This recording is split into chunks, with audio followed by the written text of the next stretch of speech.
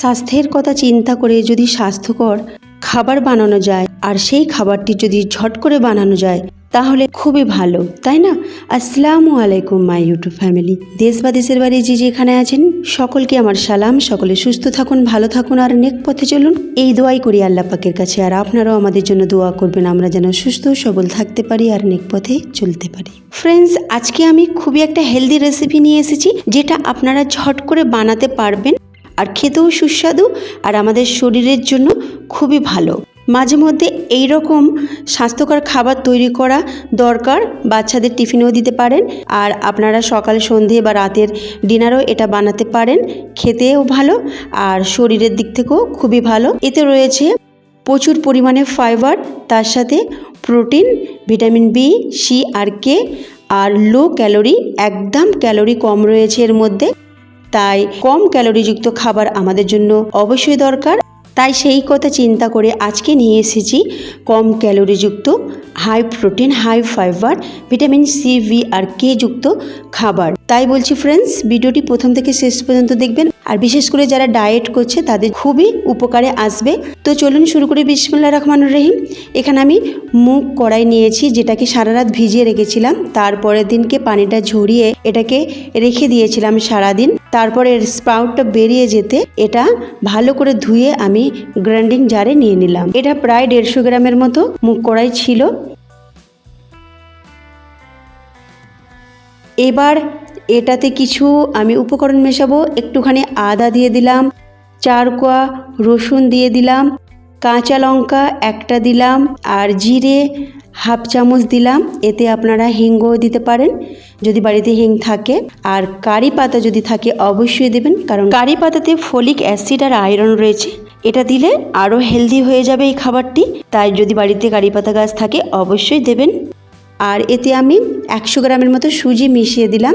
আর যে বাটিটার মাপ করে আমি সুজি নিয়েছি সেই বাটির মাপ করে হাফ বাটি পানি এখন দিলাম।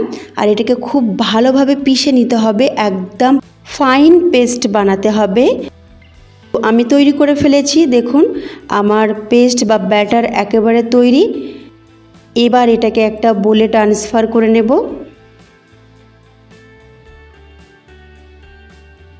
এর ব্যাটারটা খুব বেশি থিক হবে না আর খুব বেশি পাতলাও হবে না। আমি ঢেলে নিচ্ছি। আর যে হাফ বাটি পানিটা আমি রেখে দিয়েছিলাম সেই হাফ বাটি পানিটা গ্রাইন্ডিং জারে দিয়ে ধুয়ে আমি এতে মিশিয়ে দিয়েছি, যেটা দেখানো হয়নি। অবশ্যই আপনারা পানি দেবেন আর একটু, এটা বেশি ঘন বা বেশি পাতলা হবে না, মিডিয়াম রাখবেন। আর 5 মিনিট ঢাকনা চাপা দিয়ে রেখে দেবেন। তারপরে একটু লবণ দিয়ে দিলাম স্বাদ মতো।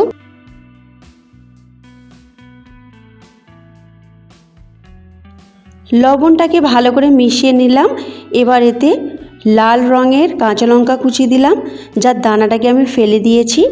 আপনারা এখানে লঙ্কা স্কিপ করতে পারেন যদি বাচ্চাদের জন্য বানান। প্রথমেও আমি একটা লঙ্কা দিয়েছি আর এখন একটা দিলাম, তো এটা ঝাল হয়ে যাওয়ার সম্ভাবনা রয়েছে। তো অবশ্যই লঙ্কাটা স্কিপ করবেন বাচ্চাদের জন্য বানালে। ভালো করে মিশিয়ে নিলাম। এবার এর ব্যাটারের কনসিস্টেন্সিটা দেখুন, এই রকম আমি রেখেছি। আপনারা চাইলে আরেকটু পাতলা করতে পারেন। এবার আমি চলে যাচ্ছি গ্যাসের কাছে। একটা ফ্রাই প্যান বসিয়ে দিয়েছি, যেটা গরম হয়ে গেছে। আর একটু তেল ব্রাশ করে দিচ্ছি। তারপরে তেলটাকে টিস্যু পেপার দিয়ে মুছে নিলাম বা সুতির কাপড় দিয়ে মুছে দেবেন। এবার এই ছোট্ট গোল চামচের 2 চামচ ব্যাটার দিয়ে এইভাবে হালকা হাতে গোল গোল করে ঘোরাবেন। বেশি চাপ দেবেন না, হালকা হাতে গোল গোল করে ঘোরাতে থাকবেন। আর এই সময় গ্যাসের ফ্লেমটা কিন্তু জোরই রাখবেন। আমি জোর আঁচেই এটা করব। আর এর সময়টা লাগবে 1 মিনিট, এর থেকে বেশি লাগবে না। 1 মিনিটের মধ্যেই এটা খুব সহজে উঠে আসবে। দেখুন কত সহজভাবে এটা উঠিয়ে নিলাম।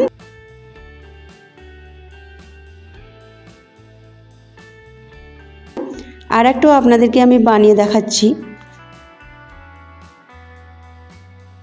এইভাবে হালকা হাতে আপনারা ঘোরাবেন আর তারপরে 1 মিনিট রেখে তুলে নেবেন। তো ফ্রেন্ডস, এই রেসিপিটা খুবই হেলদি রেসিপি।